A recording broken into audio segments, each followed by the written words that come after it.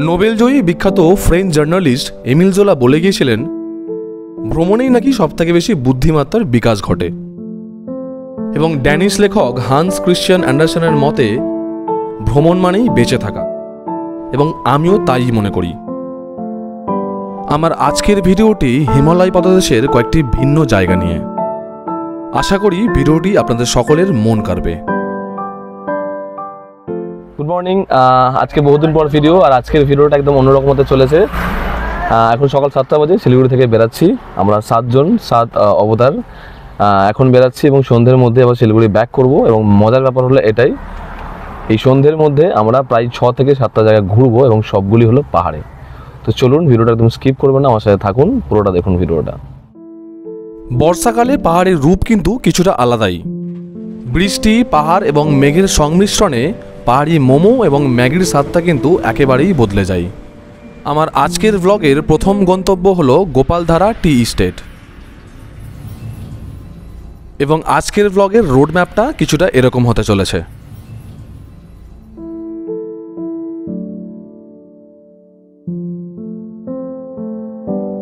চলে এসেছি আজকে আমাদের প্রথম destination Gopaldhara tea estate. Gopaldhara tea estate 140 বছরেরও বেশি পুরনো এই টি এস্টেট অবস্থিত দার্জিলিং জেলার মিরিক সাব ডিভিশনে। জিআই ট্যাগপ্রাপ্ত ভারতবর্ষের সর্বপ্রথম পণ্য দার্জিলিং চায়ের সবচাইতে বেশি উৎপাদনটা কিন্তু এই চা বাগান থেকেই হয়। এই চা বাগানের উচ্চতা হলো 5,500 থেকে 7,000 ফিট পর্যন্ত, এবং এটিই হলো ভারতবর্ষ এবং বিশ্বের দ্বিতীয় উচ্চতম চা বাগান। তো এটা হলো গোপালধারা টি এস্টেট থেকে কিছুটা আগে, অভূতপূর্ব সুন্দর জায়গা। জায়গাটা দেখে আপনারা বুঝতে পারছেন। চা বাগান সংলগ্ন এই জলাশয়টিকে স্থানীয়রা নাখাপানি লেক বলে থাকেন, এবং স্থানীয়রা এটিকে একটি পবিত্র লেক হিসেবে মেনে থাকেন। চা বাগান সংলগ্ন এই লেকটিকে হিমালয়ান স্যালামেন্ডার নামেও আখ্যা দেওয়া হয়েছে, এবং এই হিমালয়ান স্যালামেন্ডারেই রয়েছে বিখ্যাত মাউন্টেন চিকেন ফ্রগের বসবাস।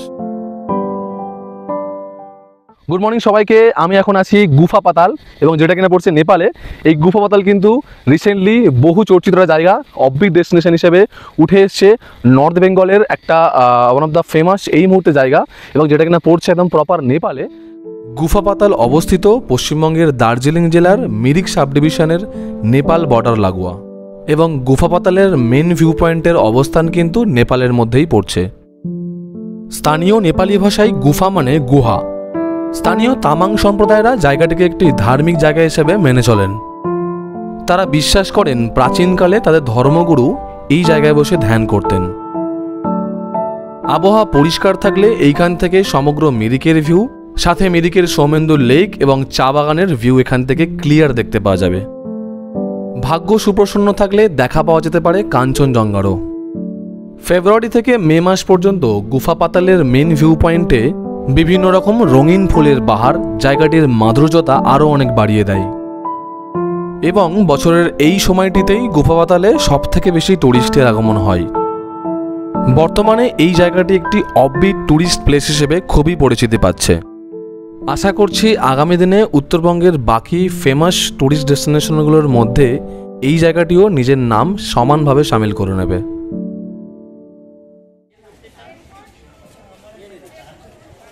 তো এটা আজকে আমাদের তৃতীয় ডেস্টিনেশন পশুপতি। পিছনে দেখতেই পাচ্ছেন ওয়েলকাম টু নেপাল লেখা আছে। এটা হলো নেপালে ঢোকার গেট, অথরাইজডভাবে।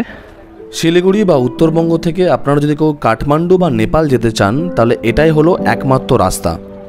পশ্চিমবঙ্গের মিরিক সংলগ্ন নেপালের পশুপতি নগর পড়ছে নেপালের ইলাম ডিস্ট্রিক্টে। ইন্দো নেপাল বর্ডারে এইখানেই রয়েছে পশুপতির মন্দির এবং পশুপতির মার্কেট, এবং আজকের আমাদের তৃতীয় ডেস্টিনেশন হলো পশুপতির মন্দির এবং মার্কেট। তবে এইখানে আপনাদের একটা জিনিস ক্ল্যারিফাই করে রাখার চেষ্টা করব, নেপালের কাঠমান্ডুর পশুপতিনাথের মন্দির এবং এই পশুপতির মন্দির কিন্তু সম্পূর্ণ আলাদা। নেপালের কাঠমান্ডুর পশুপতিনাথের মন্দির প্রায় 1700 থেকে 2000 বছর পুরনো হলেও মিরিক সংলগ্ন এই মন্দিরেরও রয়েছে কিন্তু বেশ পুরনো ইতিহাস। তবে কালের বিবর্তনে এই মন্দিরে বেশ কয়েকবার রিনোভেশন করা হয়েছে। তো এই মুহূর্তে আমরা পশুপতির মন্দির ছেড়ে মার্কেটের মধ্যে ঢুকলাম, যে এটা পশুপতির মার্কেট, ফেমাস পশুপতির মার্কেট। এই পুরো সারাউন্ডিং জায়গাটা হলো পশুপতি মার্কেট। এই যে বিভিন্ন দোকান দেখতে পাচ্ছেন, অনেক দোকান বন্ধ, অনেক দোকান খোলা। মার্কেটটা জেনারেলি এখান থেকে শুরু হচ্ছে। পশুপতি মার্কেট জেনারেলি বিখ্যাত ইলেকট্রনিক গ্যাজেটস। এখানে জেনারেলি থাইল্যান্ড থেকে এরা জিনিসপত্র আমদানি করে, জিনিসপত্র ইম্পোর্ট করে। অ্যান্ড এখানে নেপালি জিনিস, নেপালি গার্মেন্টস যেগুলো আমরা শিলিগুড়িতে পাই একটু কস্টলি দামে পাই, এটা আমরা এখানে নেপালে, যেহেতু নেপালের মধ্যে পড়ছে, নেপালের একদম হ্যান্ডক্রাফটের জিনিস আমরা শিলিগুড়ি থেকে প্রায় হাফ দামে আমরা এখানে পেয়ে যাব। তো পশুপতি মার্কেটের এই হলো একটা खासियत। ये जे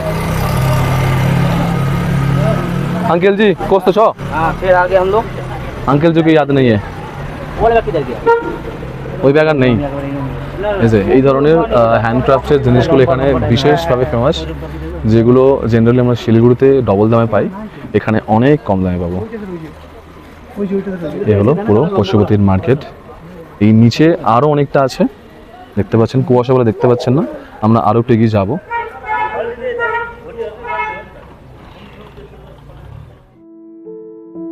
ভিডিওর এই অংশের শুরুতেই দেখেছেন পশুপতি মার্কেট ফরেন গুডসের জন্য বিখ্যাত, এবং সেই সমস্ত ফরেন গুডসগুলির মধ্যে ইলেকট্রনিক গ্যাজেটস এবং গার্মেন্টস সব থেকে বেশি বিখ্যাত। এবং পাশাপাশি আপনাদের জেনে রাখা ভালো, এই সমস্ত ফরেন গুডসগুলির বেশিরভাগটাই কিন্তু ডুপ্লিকেট তথা বিভিন্ন নামি দামি ব্র্যান্ডের ফার্স্ট কপি বা সেকেন্ড কপি। তো সেই দিক থেকে ভিডিওতে এই মুহূর্তে যে হ্যান্ডক্রাফটের জিনিসগুলি আপনারা দেখতে পাচ্ছেন, সেগুলির কোনোটাতেই কিন্তু কোনো ভেজাল নেই, এবং এই প্রত্যেকটি প্রোডাক্ট কিন্তু মেড ইন নেপাল। তো আপনারা যারা পশুপতির মার্কেট সাইট সিনিংয়ের জন্য আসছেন, তারা চেষ্টা করবেন এই সমস্ত হ্যান্ডক্রাফটেড জিনিসগুলোর উপরেই জোর দেওয়ার জন্য।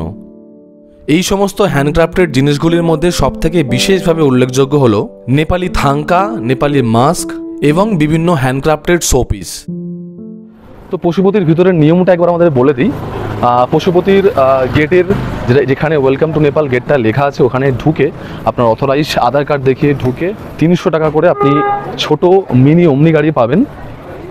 ওরা এসে এখানে নামিয়ে দেবে পশুপতির মন্দিরের সামনে। দেন ওখান থেকে আপনারা পায়ে হেঁটে মার্কেটটা ঘুরে দেন আবার আপনারা এই যে স্ট্যান্ড থেকে আবার একটা টোকেন দিয়ে দেবে, সেই টোকেন নিয়ে যে কোনো গাড়িকে দেখালে আবার আপনাদেরকে পিক আপ করে সেই গেটে ছেড়ে দেবে একদম। পশুপতি ছেড়ে সীমানা ভিউ পয়েন্ট যাওয়ার পথে আমাদের দেখা মিলল এক বিরল প্রজাতির হরিণের। পরবর্তীতে গুগল সার্চ করে দেখলাম এটির নাম মাস্ক ডিয়ার। ওকে, তো এখন আমরা আমাদের চতুর্থ ডেস্টিনেশন সীমানা ভিউ পয়েন্ট। আমার পিছনে যে জায়গাটা দেখতে পাচ্ছেন কুয়াশাচ্ছন্ন, এটা অ্যাকচুয়ালি পুরোটা নেপালের ভিউ। মেনলি জায়গাটা নেপালের এই ভিউ পয়েন্টের জন্যই বিখ্যাত, বাট আনফর্চুনেটলি বৃষ্টি হচ্ছে এবং কুয়াশা পুরো পড়ে গেছে। নেপালের যে আসল ভিউটা সীমানা ভিউ পয়েন্ট থেকে, সেটাই আমাদের বানচাল হয়ে গেছে। তো আপাতত এখানকার একটা ছোট্ট ওভারভিউ আপনাদের দেখিয়ে দিচ্ছি। এই যে ঠিক যেমনটা আমি বলছিলাম, এই যে কুয়াশাচ্ছন্ন জায়গাটা পুরোটা দেখতে পাচ্ছেন, সারাউন্ডিং জায়গাটা, এটা পুরোটাই এখান থেকে সুন্দর ক্লিয়ার নেপালের ভিউ পাওয়া যেত। সুন্দর নেপাল, একদম নেপালের ঘর বাড়ি, নেপাল সব কিছু দেখা যায়। কিন্তু আনফর্চুনেটলি এখানে এতটা কুয়াশার জন্য, ইনফ্যাক্ট এইখান থেকে ঠিক এই জায়গার পর থেকেই শুরু হচ্ছে নেপালটা অ্যাকচুয়ালি, বাট যে এক্স্যাক্টলি নেপালের লোকবসতি, নেপালের জায়গা, নেপালের সব কিছু জনযাত্রা, এখান থেকে জীবনযাত্রা সব কিছু দেখা যেতে পারতো। বাট আনফর্চুনেটলি যেরকমটা বললাম, কুয়াশার জন্য জায়গাটা একদমই পুরোপুরি জাস্ট বেকার। তারপরে তো জায়গাটা, এই সীমানা ভিউ পয়েন্টের যে জায়গাটুকু, সেই জায়গাটুকু অল্প জাস্ট আপনাদের দেখিয়ে দিচ্ছি।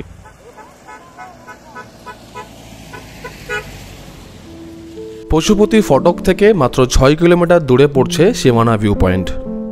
সীমানা ভিউ পয়েন্ট অবস্থিত দার্জিলিং জেলার সীমানা বস্তিতে। সীমানা ভিউ পয়েন্ট থেকে মিরিক ও দার্জিলিং উভয়ের দূরত্বই 24 কিলোমিটার, এবং এই সীমানা ভিউ পয়েন্টের উচ্চতা হলো 7500 ফুট। তাই প্রায় প্রত্যেক বছরই উইন্টার সিজনে এখানে স্নোফল দেখা যায়। বেশ কয়েক ঘন্টার সাইট সিনিংয়ের জন্য জায়গাটি একদম পারফেক্ট। রয়েছে কতকগুলি ছোটোখাটো রেস্টুরেন্টও।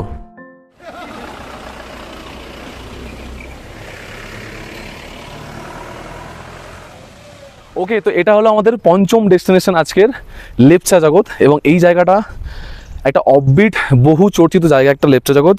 আর আনফর্চুনেটলি যেরকম দেখতে পাচ্ছেন কুয়াশাচ্ছন্ন হয়ে গেছে পুরো জায়গাটা। লেপচা জগৎ মেনলি বিখ্যাত এই ঘন পাইন গাছের এই জঙ্গল, সাথে ওপরে যেখানে আমরা যাব সেইখানে কাঞ্চনজঙ্ঘার পুরো প্যানোরামিক ভিউ, সাথে সান্দাকফু, সাথে দার্জিলিং, পুরো ভিউটার জন্য এই লেপচা জগৎ এই অফবিট জায়গায় সে বিখ্যাত। এবং আপনাদের একটা সুন্দর অ্যামেজিং ফ্যাক্ট বলে রাখি, সেটা হলো এটাই, 2020 সালে ঠিক এই জায়গাটাতেই পুরো সাদা বরফের চাদরে পুরো ঢেকে গিয়েছিল এই সমস্ত পাইন গাছ, এই সমস্ত ঘরবাড়ি। তো চলুন আমার সাথে, একটু টাইম ওয়েস্ট না করে জায়গাটা পুরো ঘুরে দেখুন। লেপচা জগৎ, যেখানে প্রকৃতি আপনাকে আলিঙ্গন করে।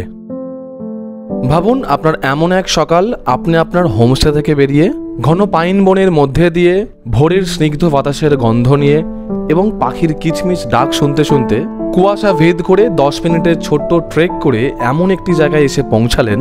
দেখছেন আপনার সামনে এক পাহাড়ের সমুদ্র।